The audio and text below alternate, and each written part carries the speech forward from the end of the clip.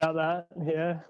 Yeah, 16 years. Small He was talking about hiatus his in between. drifting pension card before. He was telling us all about that. So Yeah. get some good rewards on that, Tony. Yes, you get your discounts. Just a quick one. Nicholas It's, saying that there's no sound. Oh, Yeah. okay. Okay. Might be a bit delayed. Test. Test. Yeah, that's okay. See, I fixed my setup. Hi. There's no Nokia 3310 here. Yeah, you're good. All right. You're all good now. We're all good. Yep, all good. Confirmed. Run it again. Run it Sweet. again from the start, Curtis. Sweet. No, I don't think that would.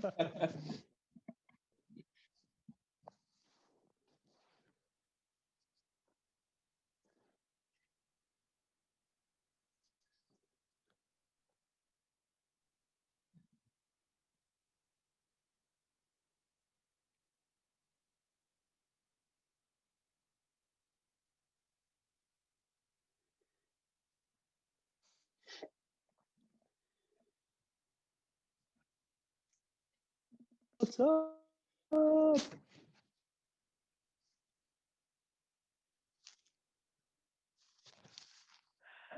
Yeah. Sounds dropped off again. Yeah, good. Yeah. I can't do sign language. I'm sorry. We can all try sign language. It's not going to work. Yeah. I think I only learned swear words like in sign language. Oh, nice. Nice. All right, sounds back again. Nothing changed. Is it just dropping in and out, or? Yeah, apparently. Okay. Did you guys catch giving of that intro? Or is that going to be said again? We're skipping the intro. We'll write it in a text later. Don't worry. Now there's buzzing. I'm just reading off the live comments that are coming through, so. Oh, yeah. Say hi to people too. Buzzing. Yep, a couple of people are confirmed buzzing. Bad static. Some buzzing.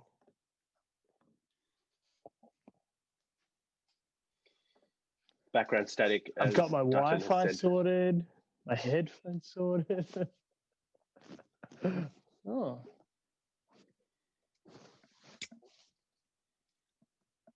All right, buzzing stopped. Yep, we're all good now.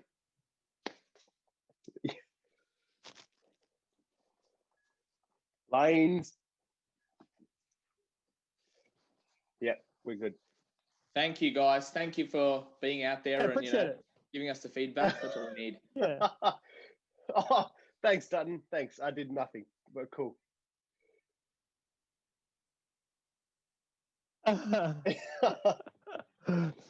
Lee's blaming you, Tony. Just a heads up. Blaming me. All right, let's jump into the comments. I'm going to read the comments. What's going to happen? Must be a Cranbourne thing. Thanks. Appreciate it. Yeah. We're all in Cranbourne. Well, Josh is in Clyde. All good. Don't worry about it. Let's just run it and see what happens. Oh, only bagged Mazdas make this sound. Thanks, Dutton. Oh. Thanks. Snap. Hey, it's all good publicity. Fine, right? It's fine. Yeah.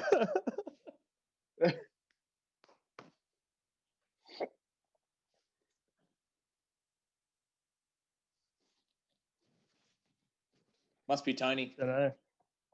Surely not me, right? Bloody Cranbourne. We should be all good. Who's saying g'day? Hi, Tess. What's up, Tess? Curtis has no sound. Wow. You're struggling tonight, Curtis.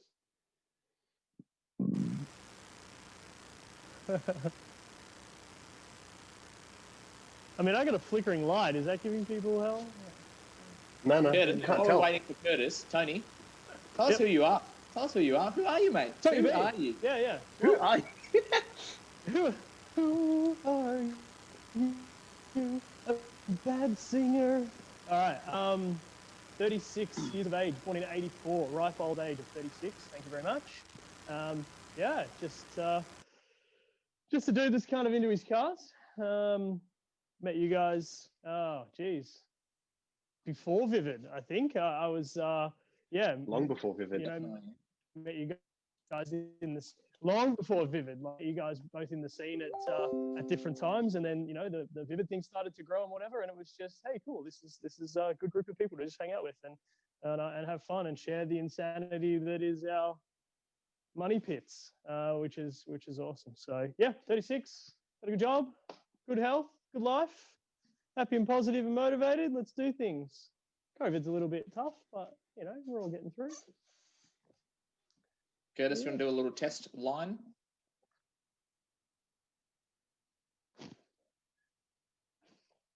There we go. Lee, we can see what you're writing. Dutton, give us a yes or a no for Curtis.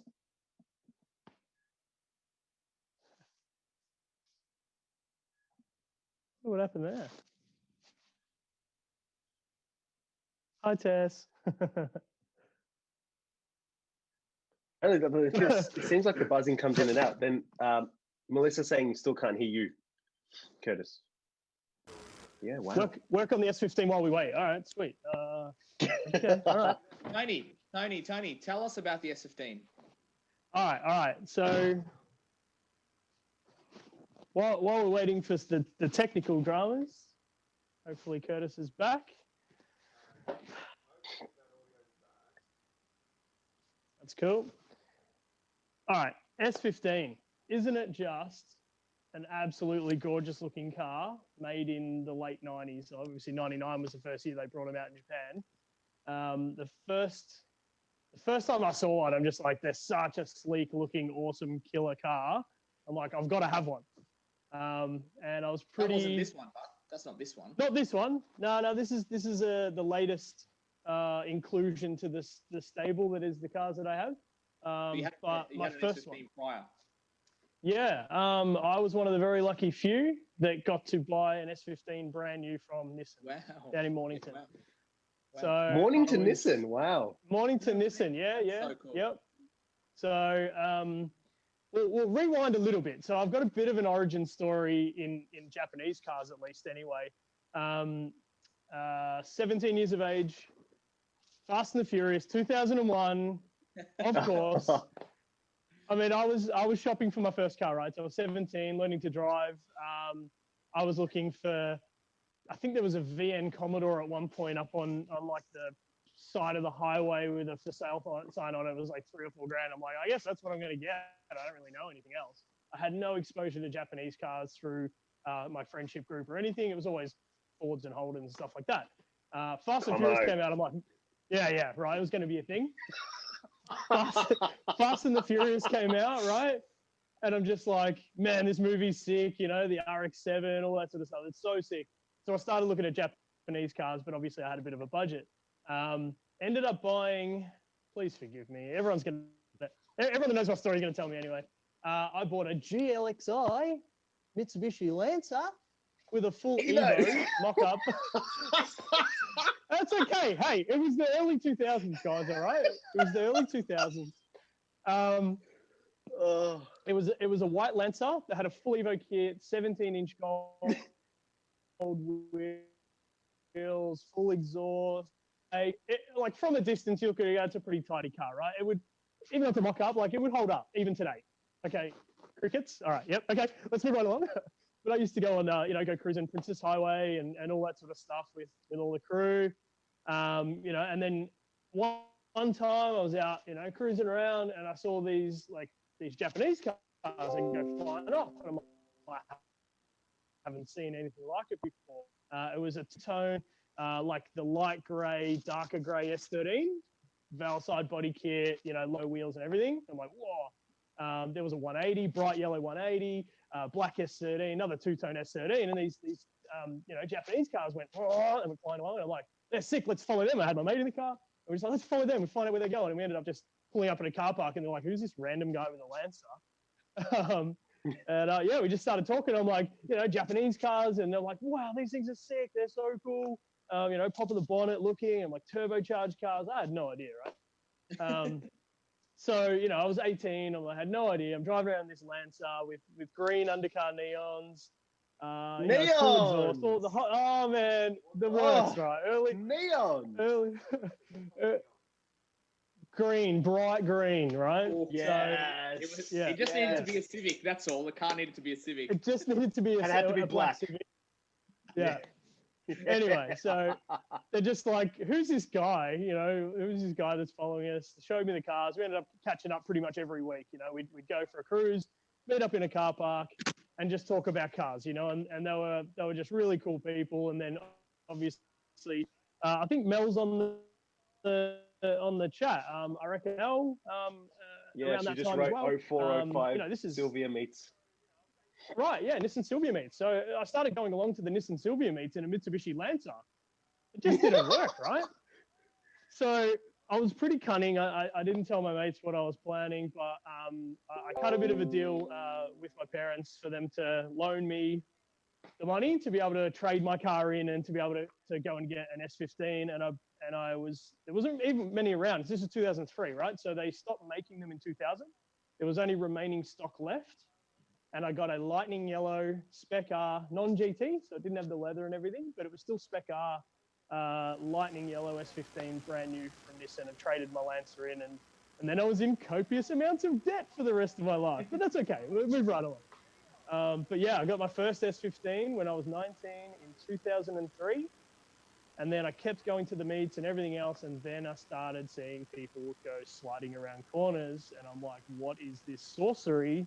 I need to be involved with this. Why are they doing this? Why are they out of control? How are they doing this? What is going on, right? And it was all in Mexico, obviously. So this is before we had to travel there to make it work. No racetracks were doing drifting, none. Like, it was really, really early days. Drifting was just starting in Victoria, at least. And I took my brand new S15 out to a Wednesday night full lock Calder Park practice night.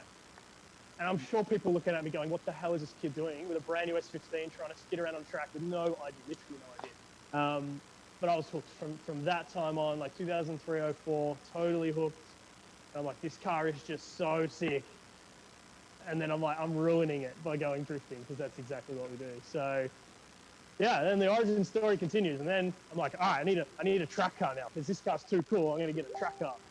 So I brought in an S13 from Japan through J-Spec Imports, and that was my track car. So I had an S13 CA powered, gutted roll cage car CA turbo, bright green, big Band-Aid up the door. It was an ex-team drift car in Japan, just low spec car, but I'm like, sick.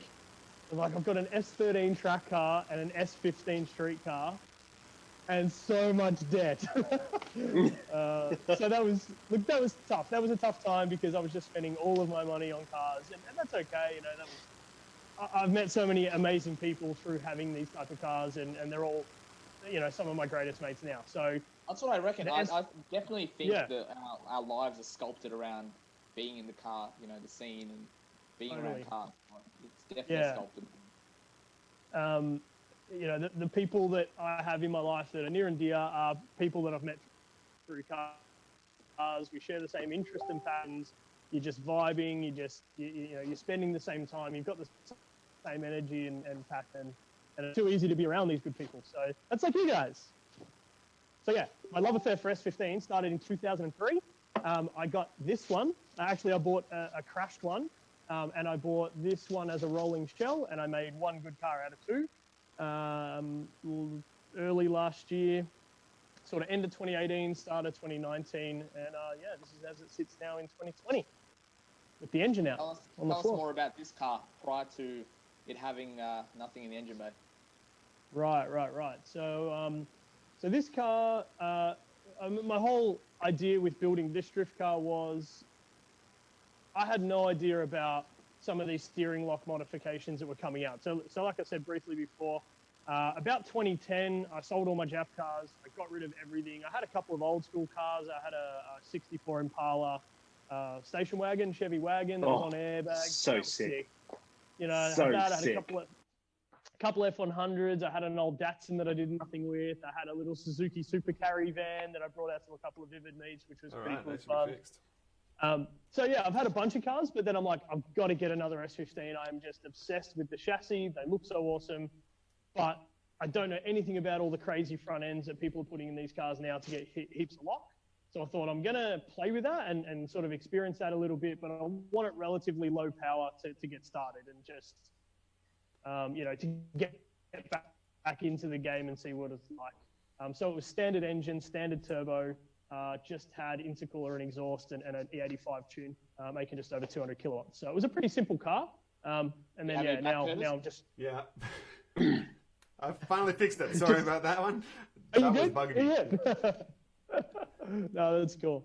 Yeah, this car was pretty simple. On the back of that car, mate? Sorry? Is it steely on the back of that car as a space saver? Yeah. The car's a little wide and it doesn't fit on my trailer, so I've got to run these hectic space savers to get it on and off the trailer. It's a bit of a mission, but... Hectic space savers. So how wide is the car? Yeah. Well, it all came down to, right, as soon as you start playing around with the front end track to get big angle, the front track gets wider. So you've put these wheels on to clear all the hub and the control arm and everything. So the front end's gone bang. And if you don't put a big wide wheel on the back, it kind of looks a bit weird. It looks like it skipped leg day, right? So I've got these like 10.5-inch deep dish wheels for the back and spacers to get it to space right out so it looks right. And it's like nearly 2 meters wide. It's like 19 something, and my trailer is 1850.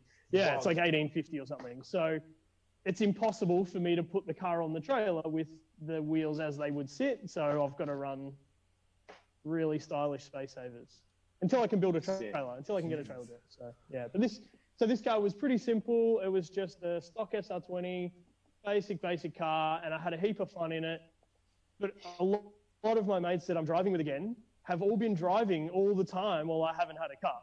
So they've all got 300 plus kilowatt absolute monsters, and I was doing the best I could, and I was progressing pretty well. But I'm like, no, that's it. I've got to invest in the car a little bit. So I've got some future plans for it. So it's in the works. I'm not going to reveal too much just yet, you know. But I've got some clues.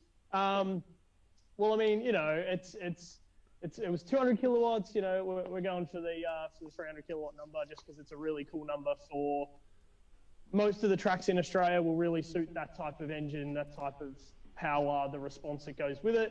I've done the 350Z 6-speed, so I've got the better gearbox. There's a bunch of stuff. So big E85 squirters. So I've got big injectors. I've got to go through the computer and I've got to get all that sort of stuff. So anyway, I've got to save some money right now, and I've got to actually spend some money on collecting all the right parts. But I've never built a car like with a built engine. I've never had a car with a built engine. I've always had basically standard type engine. So this is going to be my first real build.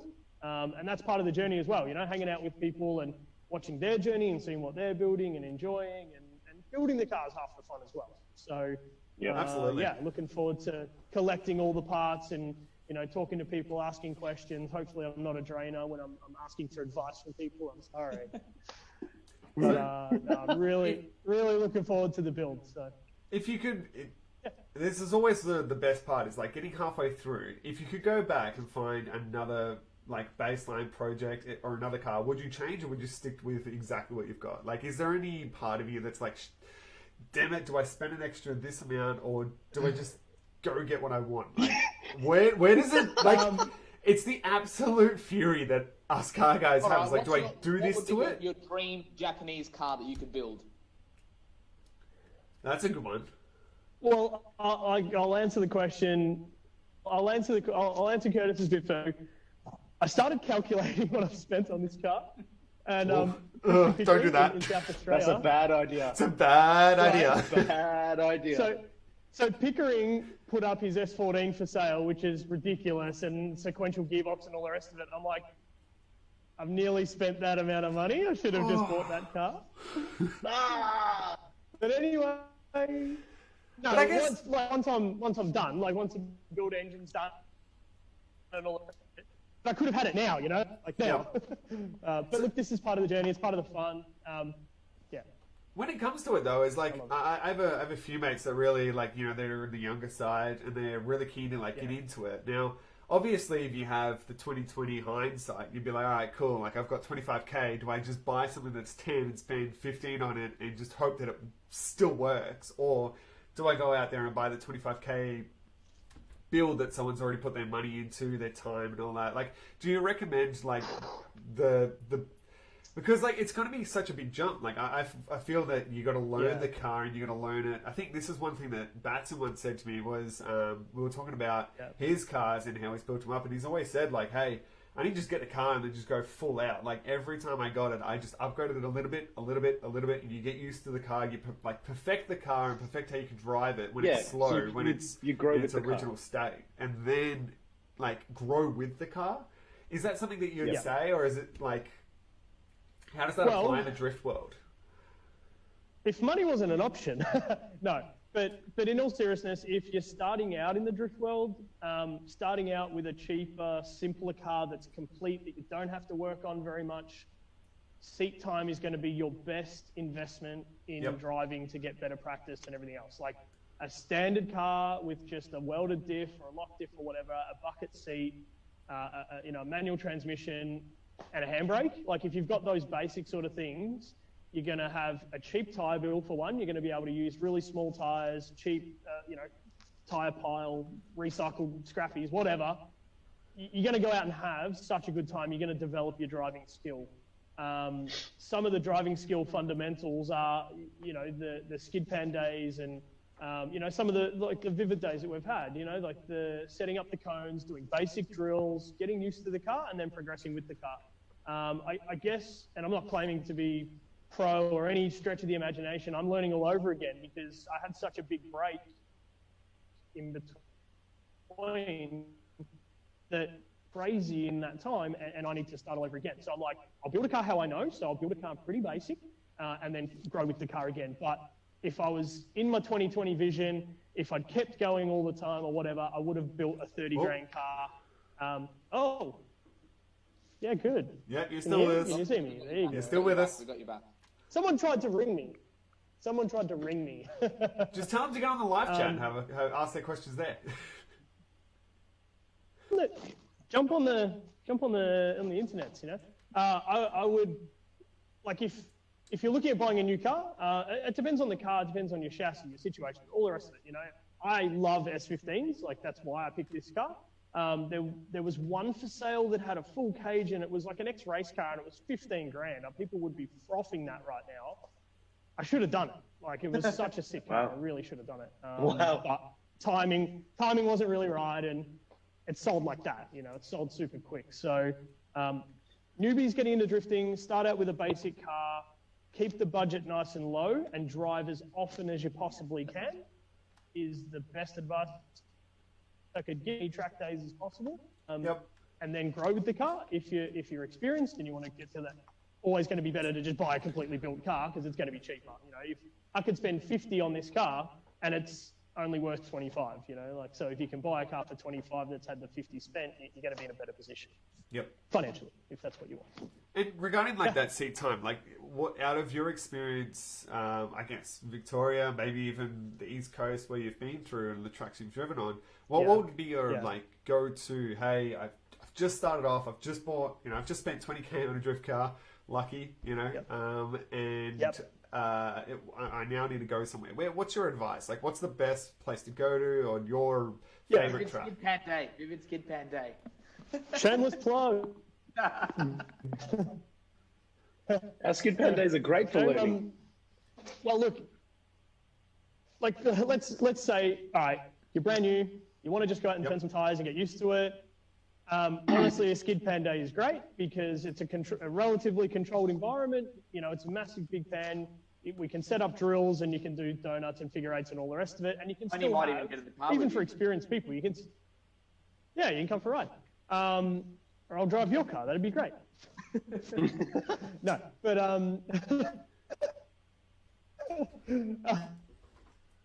um, getting practicing, like we go to the skid pan, and because you can set up the layouts in all different ways, you can still have a really good day. So skid pan number 1, so Winton, obviously, you know, Vivid Run practice days, really cool to get involved. Just come along. There's people there that are experienced that can help you out as well, which I've put my hand up and volunteered to, you know, just be there to give people some pointers. You know, I'm no pro by any stretch of the imagination, but I've been around a while and I can give you some pointers and we can go from there. So, but then once you start developing a bit of skill, being on a track itself is just awesome because you're picking your entry points. You've got some more challenges. You've got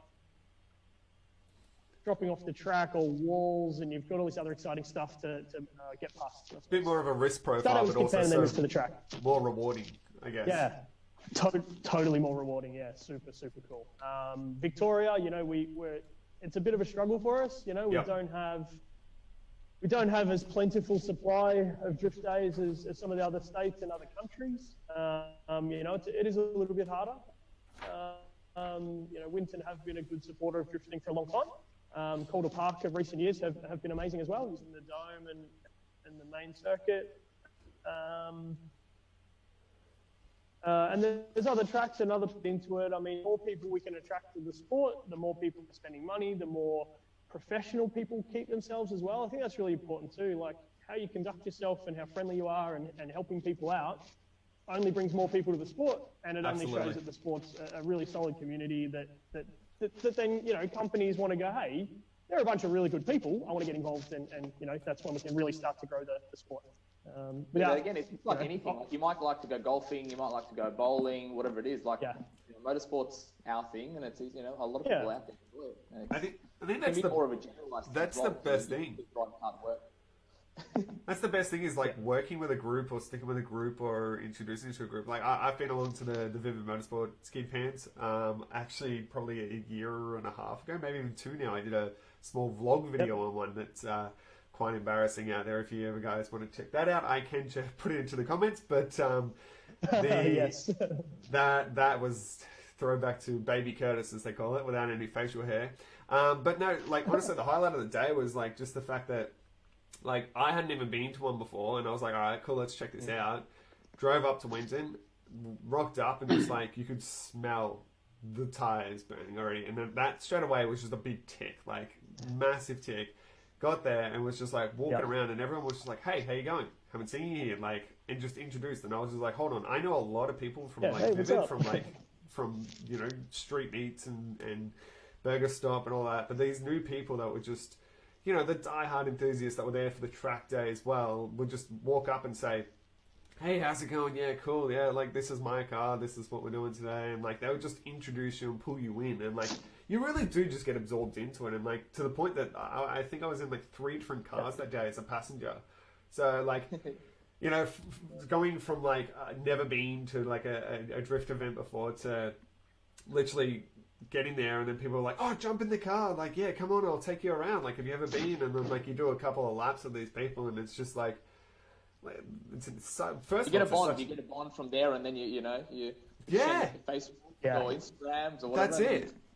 And like, especially if like I was looking to get into the drift scene, I think like that there is just like the plethora of just knowledge and support that comes from those days. Like you can just go to just sit there and watch people and just support them when they get off or when they break their cars. Like, I mean, on that day we had a few people hit the bollards that were set up, and they came out, and like within like 5 minutes the car was just like stripped and ready to go again. Like, it was just so crazy on how everyone works together. But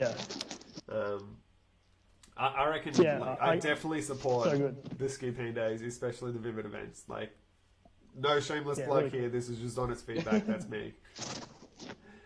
In regards to one of the best ones we had at our skid pan day was the rookie who bought his car and didn't really know how to set it up, didn't know what he was doing, and then obviously Tony jumped in with him and gave him a few figure eights, and by the end of the day he was drifting.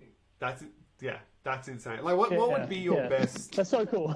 What's your best memory, I'd say, from the skid day, from hosting the skid days, guys? Yeah, I think the boys that brought the BMWs out. The BMWs.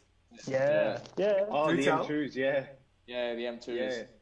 We That had was pretty cool. Corey Nolan with his bagged M2, Right. and Daniel Drifting. Taylor with his M2 as well. So both of them just came out and gone, you know what, fuck it. Let's But just again, give never it a been whirl. to a drift event like that. Never Never, driven ever, a ever. car like that. And by the end of the day, they were Yeah. linking the whole track, and they just loved Yeah. it.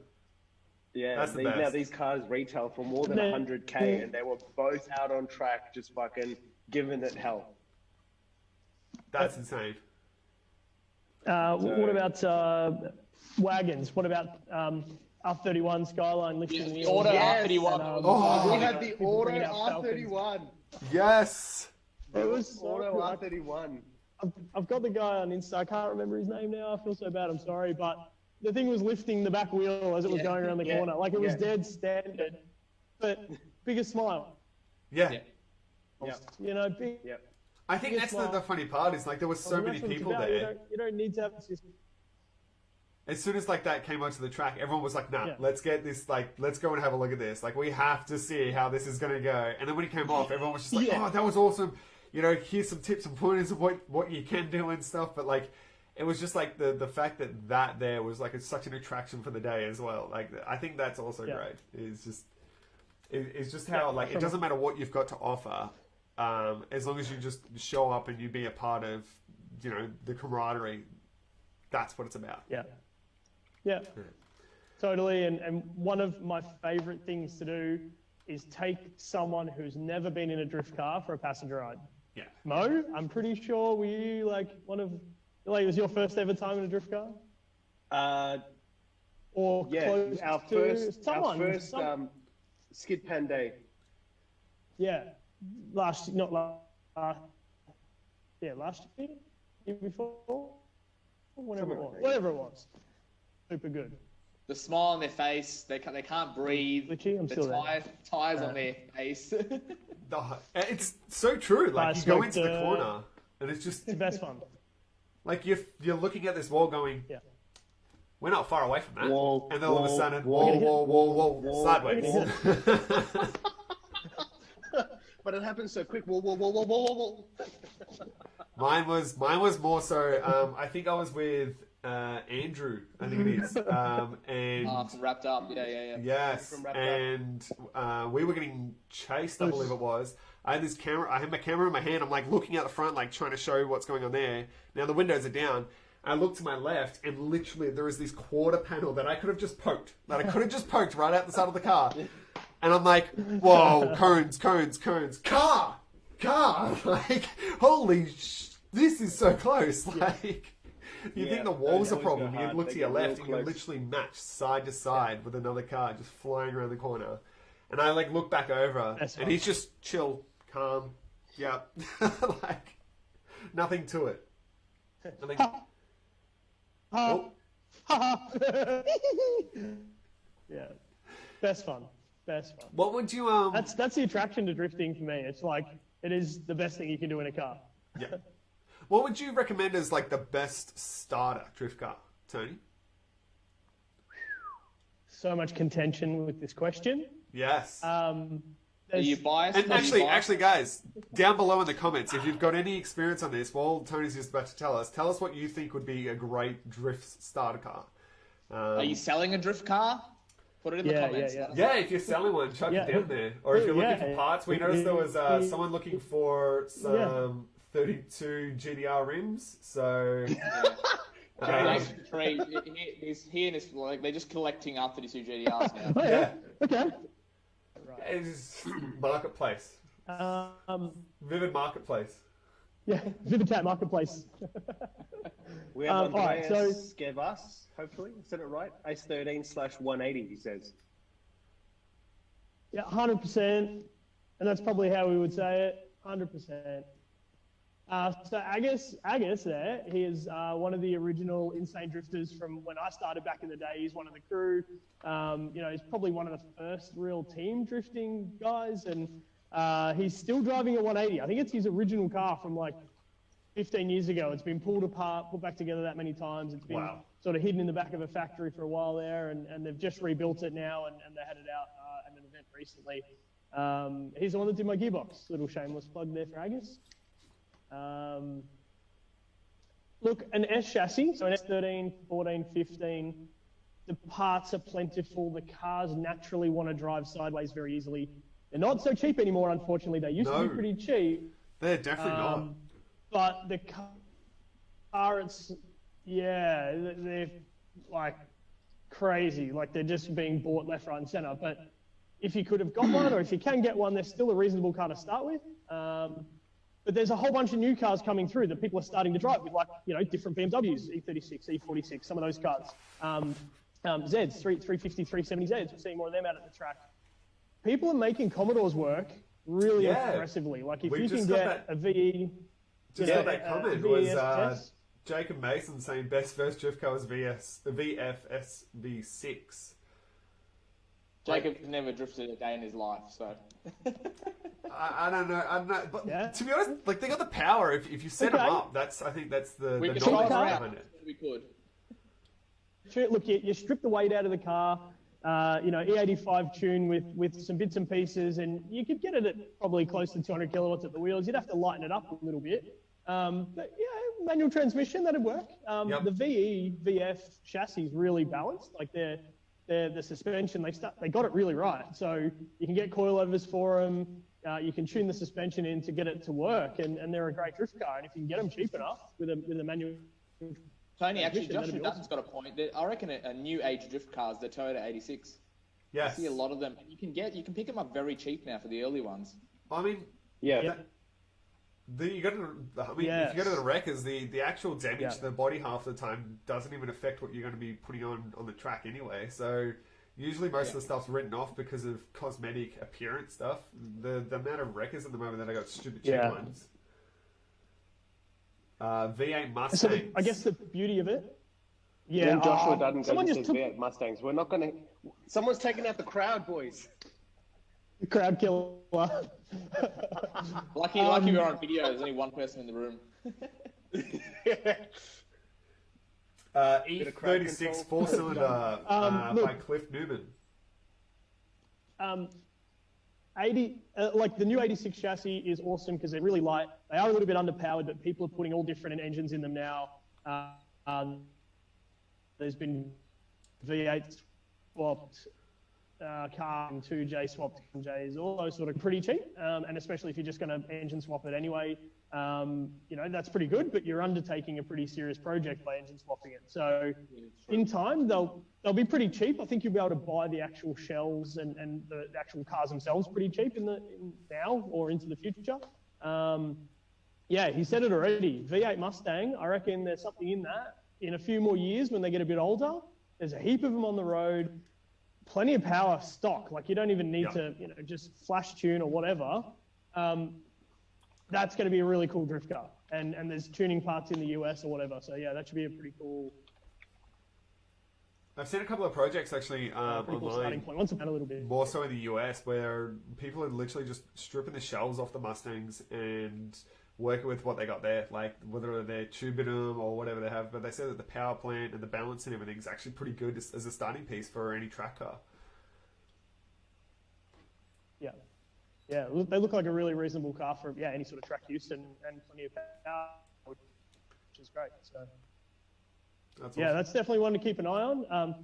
If Nissan, I'm going to put this on record. It's August 12th, 2020, COVID time. If Nissan bring out an S16, I'm buying it. I'm just buying it. Like I'm just gonna. I don't know why. I'm just buying it. Yeah. Wow. Sign me up. Vivid Chats episode 72. The new 400Z. Yes. I was going to say, Tony Old B man sponsored Tony by Nissan. finally gets an S13, an S16. Oh yeah, not quite, maybe.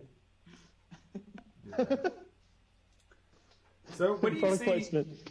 with your, the 400Z is going to be pretty interesting. with the drift scene? Where do you see yourself taking it? Like, is it something that's just it's just hobby passion for you? Or is there something you really kind of want to pursue into a further side of it? Like, where do you have a line that's kind of drawn in the sand? Or you're just like, nah, look, one day I need to actually focus on this, or like, where does it sit for you? Well, I guess I've had a hell of a lot of life already. I'm not saying that I'm anywhere end of life. Yep. I've had a hell of a lot of life already. Motorsport is definitely, I love doing track days. Basically for me, for 2020, I bought a new tow car to be able to drag this thing all around Australia. It's a van that I can sleep in the back of. I can load up all my tires, and I want to road trip Australia, doing as many drift tracks in Australia as possible. That's my first main goal. Not a competition. That's awesome. Just going out and driving, meeting people from all the different states of Australia, just networking and having a hell of a time. That's my number one goal. I don't really aspire to be a competition drifter. I think you've got to have the right motivation to do that, and there are certain people that love the battle, they love the intensity of it, they love all that sort of stuff, and full credit to you. That's mad. I love just having smiles all day, having a good time with your mates, and meeting new people and having just having a ball. So my goal for this year was going to be touring Australia and sleeping in my van and blogging it a little bit, and just having a good. And I'm out at home again. Got the victim of COVID's plans that changed everyone. How have you How do you reckon you, obviously that's really impacted, drifting is a big part of your life, and with COVID coming in and kind of swooping that away from yourself, tell us how it's affected you actually, let us know where it's affected you. Well, here's a really roller coaster sort of story, and it's probably going to be deep for some of the people that might have been tuned in, but I think it's pretty important to share. Yep. I didn't get to go to the Formula this year, but I'm very upset about that. No, but that's okay. Look, Formula One, I had a ticket to the Formula One. I was standing at the gate on the Friday when all of it was unfolding, and they made the announcement that it's not opening and that's it. I'm like, oh no, Formula One's cancelled. Oh man, that sucks. All right, yeah, cool. And then I had tickets the next day, or I think it was the next weekend or whatever, for Download, the music festival. I'm into heavy metal, rock, and all that sort of stuff. I had a ticket for Download, and the message came through on Facebook, I think it was, or an email or whatever, and they're like, Download's been cancelled. I'm like, oh man, Formula One and Download. I had an action-packed month. March this year was going to be so epic. Yep. We've just lost you for a minute. Jammed, right? I'm still there. I'm still here. You're still here. Cool. All right, you're back. So Formula One was cancelled. I'm like, man, that sucks. Download was cancelled. I'm like, man. But I remembered a bunch of my mates were going up to New South Wales to the Pheasantwood track for Reith Suri, the first Reith Suri they were doing. And that was on the weekend that Download was on. So I wasn't going to be going to Reith Suri because I was going to Download. I'm like, okay. As soon as Download was cancelled, my car was already ready, everything was cool. I'm like, maybe I could go to Reith Suri. This is going to be epic. I messaged. We've just lost you again, buddy. There was a couple of spots left. Oh, you're back. I'm still here. I'm talking to myself at least. That's okay. I'm having a good time in the shed. Anyway, so I messaged Ferren and I'm like, I want to go to Reith Suri. The Pheasantwood track looks absolutely amazing. Paid my money, and the next weekend we were going to New South Wales. I'm like, this is awesome. So loaded up the car, loaded up the tyres and everything, went up to Reith Suri. That was the first time I'd ever drifted outside of Victoria, and that only happened a couple of months ago, back in March. So awesome experience. Spent some time with mates. We got an Airbnb. We all stayed at the house. We had a big campfire thing. It was just such a cool environment, especially when everything was getting more and more intense as the COVID thing was starting to grow. We were in a bubble. We're in such a bubble. We're in an environment where everyone was just having the best time. Yep. And it was surreal. It really was surreal. And then, the weekend was done and that was all great. coming home, we were kind of coming home and we were chasing the border closures as we were sort of coming home. So there was some people there that were headed back to they were headed back to South Australia, and the South Australian government was closing the border there. So they were racing to get home. Simon Micklemore and those guys that were road tripping, you know, they got back into South Australia with a couple of days to go. We got back to Victoria and that was about it. It was like, holy shit, you know, we had the best weekend in a totally motorsport bubble, and it was the best time, and that was the last time I got to drive. That was in March. It was also, you know, the last time that I got to a really good mate of mine who now isn't with us anymore. So that's a pretty heavy sort of topic that goes along with this. Yep. So one of our fellow S15 enthusiasts, and a guy that I really, I'm amazed with his ability and his talent and everything else. Like, you know, he'd struggled with a bit of depression, he'd struggled with depression a lot of his life, and he held it all in, you know, and he wouldn't really make other people feel bad about it. He'd sort of hold it all in, and he'd help other people, and he was just an amazing person, and it sort of got to a point where it was all too much for him, and so you know, not really an easy topic to talk about by any stretch of the imagination. Yep. And I usually try and make it as comfortable and easy to talk about as possible, but you know, you get a bit overwhelmed with it. But yeah, I am really blessed in a way that I got to spend another drift event with him. Yeah. And it was because COVID cancelled download, and I went to the track, and I've got there's been some photographers that have shared some photos. Like, yeah, I mean, it's you know, a weird serendipitous moment that, you know, there's a photo. So this guy, most people may or may not know him, Chris DeJager, really, you know, such a great guy. I mean, he picked up his life and moved to Japan. He's like, I love drifting that much. Japan's where it came from. I'm going there. And he just packed up his life and moved to Japan. Didn't speak Japanese. And he's just, through insane determination,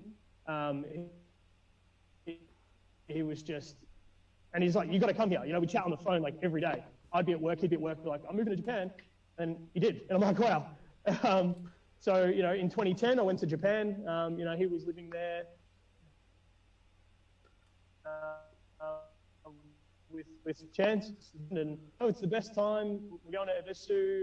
It's drift heaven. It literally is drift heaven. And slept on the floor, went on all sorts of random Japanese adventures, and it was the best time. And, you know, he's been positively influencing my life in drifting for more than 10 years, probably more like 15 years. And it's a real shame that I can't be sitting here talking about my drift car with him right now, to be honest. It's pretty tough. Yeah. But again, that's why we are running these sort of, you know, the vivid chats and everything. It's you know, it's not easy to talk about that sort of stuff, but we need to. Yeah. It has to be done. You know what I mean? So there's no, like, you know, it's hard holding it in, and people feel it uncomfortable, but you know that you see people and you don't expect them to be feeling like that. You know, you probably saw him and you didn't probably expect him to be at that level. No. And that's a really hard bit, because, or particularly with guys at least anyway, it can be pretty proud. You know, you don't necessarily want to be a burden to others. You don't necessarily want to come across that you can't deal with what you've got going on. You know, there's a lot of that. You know, I've had a little bit of that in my time, but I didn't really know, and unless you've actually really experienced depression, it's very different from having a pretty crappy day or a couple of crappy days or a crappy week. You know, it is an all-consuming fog. It's an all-consuming energy drainer that it just becomes so consuming that you can't pull yourself out of it, and it's really hard. So he would outwardly project that he's trying to help everyone, you know, and he was like around here hours working on my car. He'd never tell me the answer, but he'd teach me how to get to the answer, and that was his style. And you know, I find myself talking like he would be talking when I'm teaching other people now. It's really, he's passed on the mentor. I get tingles. The mentorship. I mean, I just get tingles now. Like, I get tingles thinking about it, because he had such a positive influence in my life. I just wish I knew more, you know. I just wish I could have helped. I wish he'd mentioned something, and you know, we could have had a meal or done something and just start a process to talk about it. And it's hard, when someone's really struggling, you can't just say, "Oh, go and see someone, you'll be fine," or whatever. Or telling someone, "You'll be right, mate." Yeah. It does nothing. It's really hard. Like you're trying to help them, but being there and offering support is the first step. But obviously talking to someone. I had a pretty dark time in my life for a period. Seeing a counsellor, it was the best thing I could do. You're talking to an impartial person, and that person offers outside experience and outside insight into what you're going through. They're not telling you what to do, but they're offering a space to chat. Massively recommend. 100%. I've been to counselling heaps. Yep. Like I've been to counselling heaps, and it's the best thing because it really allows you to drill down. They don't give you the answers; they allow you to get to the answer. Super important if you get a chance to, That's actually something we got back from our last Vivid Chats, actually. So after that, a really good friend of mine, Aaron, reached out and he said, let people know this because this is something he's just found out. But at the moment with your GP is you can actually get referrals to certain psychs and actually get 10 free sessions. You can get free sessions to start off with. And that doesn't sound like a lot, but during the time right now when money's extremely tight, that's over $1,500 worth of sessions that you can just get started with free, and there's no ongoing agreements or anything like that. So right now, as much as COVID is kind of pulling a lot of things back, a lot of these programs are going on right now where they're allowing a lot of access, to support, to counsellors, to psychologists, psychiatrists, the whole lot. And I'm completely with you. I'd 100% encourage that if anyone's got anything they kind of want to talk about, sometimes it is really difficult to talk with the friends and that, but definitely seek the support and start by giving your GP a call and just discussing what options are out there. You don't have to necessarily take them, but sometimes knowing that options are there to take helps in the back of your mind. It's nice to know. Yeah. Yeah, that all right, cool. Tomorrow I can actually go and see that if I get, if I call up right now and it's just the fact that I'm burdening myself. I'm no one can help me. Things only get worse. But if you can go out there and know that there is help, that it's accessible, even if you go, you might get 5 free sessions, and even if you go for 1 or 2 and you go, cool, that's not for me, at least you know that you've been proactive to help yourself, and that in itself biologically will help you because it's always going to push you forward. It's always going to create a positive outlook for the next, the next thing that you're looking at doing. So that's something that came up after our last Vivid Chats, and I just wanted to talk about that here. And that was actually a really great time. So I think going out and just talking with your GP and knowing that there's help right now, I highly advise taking it up. And if anyone's got any questions about that, feel free to send me a message through. And I've got a little bit of an info pack about that. So yeah, if anyone's interested or doesn't know where to go from there, let me know, and I can send you all that. So. But yeah, I think adding to that, when going to get help is a conscious decision that if you've never done it before, it can be intimidating. And what I've learned again in my experience, it's I've been there, I've done it. It's definitely not easy. If you've got one close mate, a real close mate that you can truly confide in, if you're really struggling and you've got that one real tight person that they can go with you or they can help you get there, because it can be hard to make that initial reach out, hard to make the initial phone call, hard to make the initial appointment. But if you've got someone that can offer that level of support, that can be a barrier, an easy barrier to overcome. And it could be even just once you have that first couple of meetings. I was going to say just a close friend, you could just say, hey, I'm not feeling right or whatever. It doesn't have to, you don't have to explain the whole situation. It'll eventually come out and it'll roll out. Yeah. But, it's a simple 3-line, 4-line text could start, initiate. Melissa's just actually just commented in the section and said that she went through the GP referral and it definitely helped for her.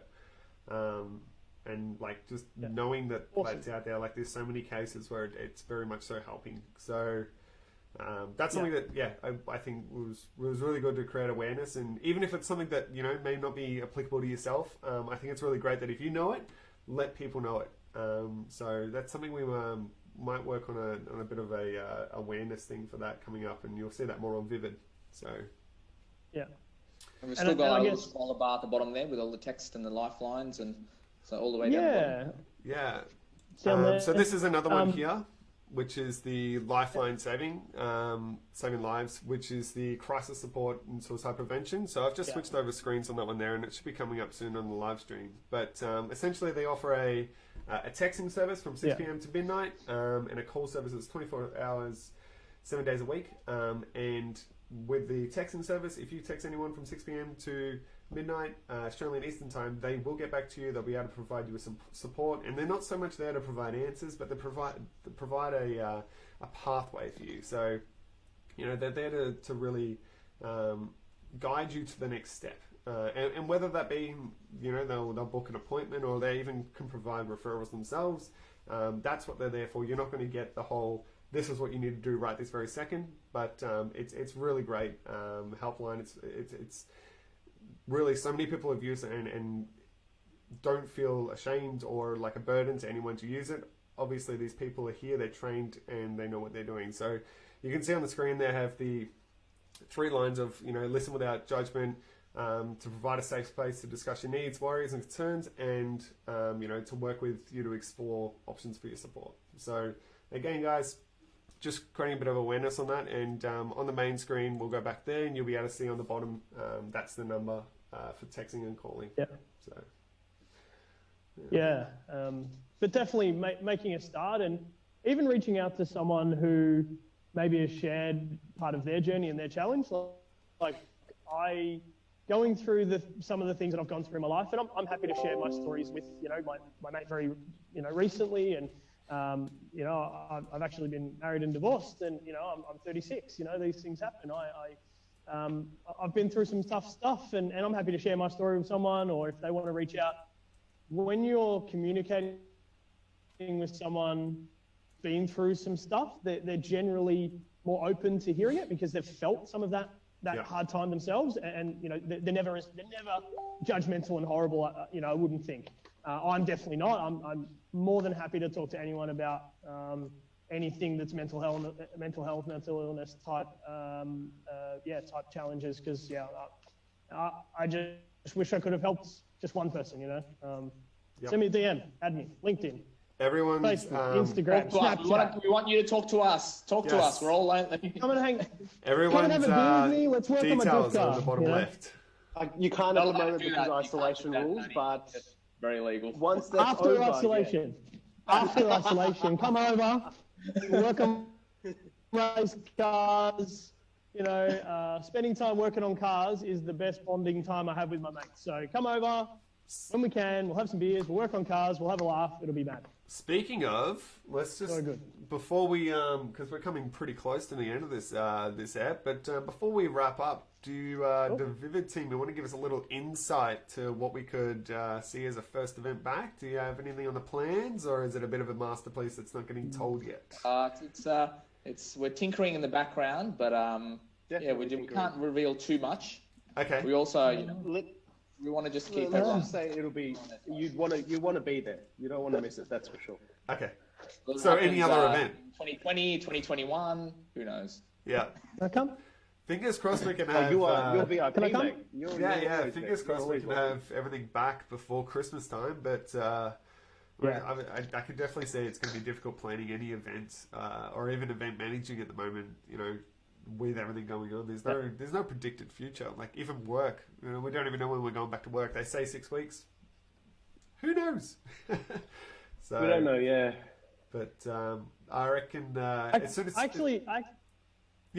go for it, Tony. I was going to say I had some questions that people have been messaging me today, and I wanted to just give some time. Like go it was mad. It was really yes, definitely. It was really cool. We're giving back to the messages. community. Give them back. Thank you for writing me today. Bang. All right. So, I obviously, whether you know or not, I work for an oil company. I work for Newlon, and someone asked me what oil I ran in my SR20. I happen to have it right here. So that's our E85 spec racing oil. I run the 540 viscosity, which is the right factory spec for an SR20. I'm going to go to the 5W50 with the built motor because it'll be obviously nearly 3 times the factory power, but that's the oil that I run in the car. There it is. Another question. Was there anything in particular that inspired me to come back to drifting? Obviously, after my hiatus. Ooh, that's a good one. Such a good question. One. Thanks, Jordan. Thanks, Jordan, from Ep.2. You know, he does some blogging and photos and information. He did a little feature on my car before it was wrapped. And I'm like, what a question. It is such an addictive sport. It's such an adrenaline rush, and it's so much fun. I wasn't finished. You know, like I sold everything in 2010. I just wasn't finished. I'm like, I'm coming back with a vengeance. I'm coming back. Like, it's the best thing you can do in a car. I'm coming back. Okay, so one of my other SR brothers, Jay Hansen, SR for life is what he said. And yes, absolutely. I've been hit up whether I should engine swap this chassis and LS and all those sort of things, but no.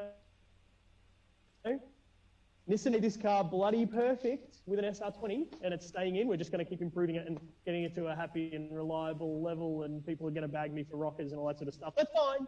I'll happily take that criticism. But no, SR20 for life, for sure. Why drifting? Obviously, it's just the best fun you can have in a car. I'm sorry, but it is. Everything else, not so good. Everything else is pretty cool, but drifting's better. No, it's just so much adrenaline rush. When am I going LS? Maybe in another chassis. I'd be interested to have another car, like a practice type car, something with like a V8 with like individual throttles, non-turbo, just NA. Yeah. What? Like just awesome. All of the limiter bashing. Oh, that'd be so good. Yeah. So I'm not ruling it out, but not for this car. What car? Well, like where does it sit at the moment that you would actually go for the LS swap? What chassis would you choose? I think I would. I don't really know, but I would try and put it into a chassis that had a V8 as a factory type thing. So, okay. So I would consider. I would consider a Commodore type chassis with an LS with individual throttles and you know a bit of steering kit and stuff like that. I think that would work. You know, it's the right sort of. I'm a bit into the manufacturer engine in the chassis kind of guy. I kind of like that sort of stuff.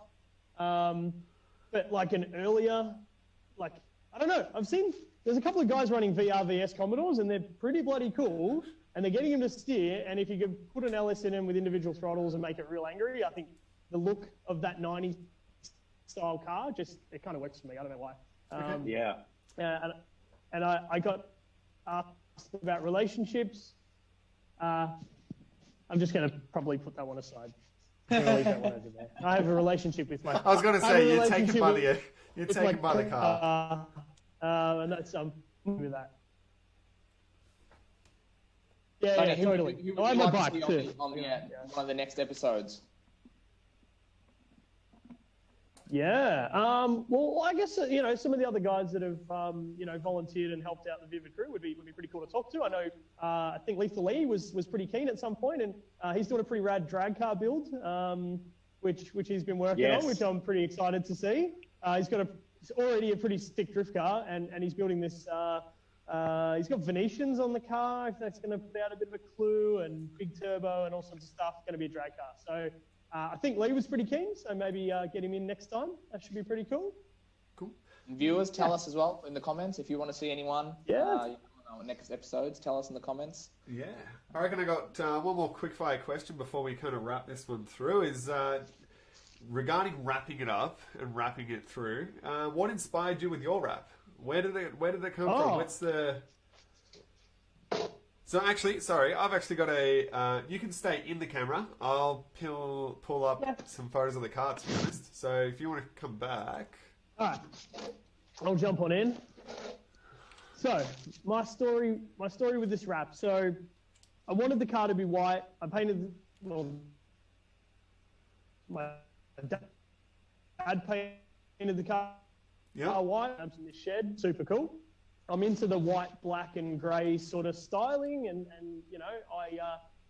I was sitting there. I'm like, I want to get the car wrapped. I want it to look different. I can't design it. I can't draw to save my life. I couldn't design anything to save my life. the first drift event that I took this car out to was Skid Band Day. I think it was actually was it the Vivid Skid Band Day? I think it was a Skid Band Day. Maybe I can't remember. It was a Vivid one. I kept seizing the wheel studs, like the wheel nuts on the back, because I went these tiny little drag wheels. Yeah, it was. So I seized the wheel nuts on the back of the car, couldn't get the wheel nuts off, and I left my grinder at home. And Damien Cook from Bling Designs was there with his R33 that looks like the Days of Thunder Cole Trickle car. He was there and he loaned me his grinder. And he was really kind. He goes, yeah, man, there you go, borrowed it, and away I went, and we had to cut the wheel nuts off. But I'm like, man, what a nice guy, really helpful. So when I was ready to do a wrap, I just said to Cookie, I'm like, all right, I like skulls and carbon fiber and tattoo sort of designs. Go your hardest, man. Like, just design something that you think's rad, and basically I gave him full creative control. Really stoked with what he created, because the amount of people that message me going, I've never seen anything like it. It might not be to everyone's taste. That's cool. I think it's rad. I like the color styling, and it's unique to me. So, Bling Designs, Damien Cook, mad guy, really, really nice guy. He even went through a bit of a crappy time last Christmas. Got assaulted in St Kilda and robbed by these crackheads, which was he's just such a nice guy, and he got jumped in a side street in St Kilda at the Victory of Christmas. Well, not at the Victory of Christmas party, but walking from one place to the other. I'm like, he's such a kind guy, such a nice dude, and it was really, really frustrating to hear that sort of message. But I'm like, man, that guy's wrapping my car. He's such a nice guy. So that was the theme and inspiration and the person. So hit up Cookie if you need any wrap work. Very good. There you go. All right. Yeah. Well, I think that's pretty much all sorted. So that's episode 2 for you guys. I'll stick around. I'll stick around and write back to some people in the comments. People I haven't quite seen everything that's gone on there. There's quite a few comments. So I'll jump in there and say g'day to anyone. We're all the same. Sometimes if we do miss comments, guys, just let us know. Keep spamming it through if we do miss your comment. But afterwards, we'll head through and we'll go through, comment anything back if you guys ask any questions that weren't answered. But thank you guys so much for tuning in. We were absolutely astounded with last stream's effort. So we had 1,300 or 1.3k views, just over. In total, which is bloody awesome. That's so great, awesome. And we're racked up almost 200 comments for it.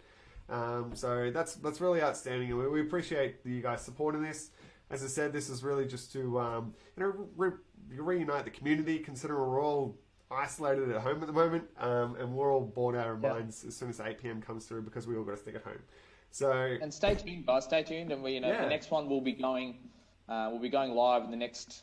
Hopefully the end of the week or something like that. We'll keep you all updated. Yep. I think the plan at the moment is Friday night again. If we can do it, make sure we get it all dialed in, but we'll let you know. Stay tuned on Vivid Motorsports, both on the socials, Instagram, Facebook. Stay tuned on both. You'll see the updates there. And if you want to follow us, you've got everyone's Instagram down here. Oh, sorry. We're still on this one. So everyone's Instagrams are down here in the links, just send us a message of who you'd like on next. But stay tuned to all of those Instagram accounts, and you'll have all the notifications coming through, so you don't miss it. Yeah, and also Tony, thanks so much. Even your personal life, sharing everything with us as well. It really does help people out there. From the last video I had 2 friends that after 2 years of not talking to each other, sent each other a message and started talking about cars. And that's the whole reason we're doing this Vivid Chats. Conversation between each other. We're all here. We're all at home. Keep in contact. Yeah. We're all in the same boat. That's it. Or the same car. Same storm, different boats. That's it. Let's do that. Yeah. Same storm, different boats. Some people have Lambos. Some people have R31s. But we all go cruising together. It's just we're gonna dodge the hailstones at the moment. Gotcha. Are you trying to say an R31's a boat, Tony? Or is that for next episode? Surprised you didn't say 33. R33. Shout out to Justin Trofer. Thanks, guys. All right, guys. No, thanks, guys. Thanks for having me. All right, guys. Thanks for being here. Have a good night. Easy.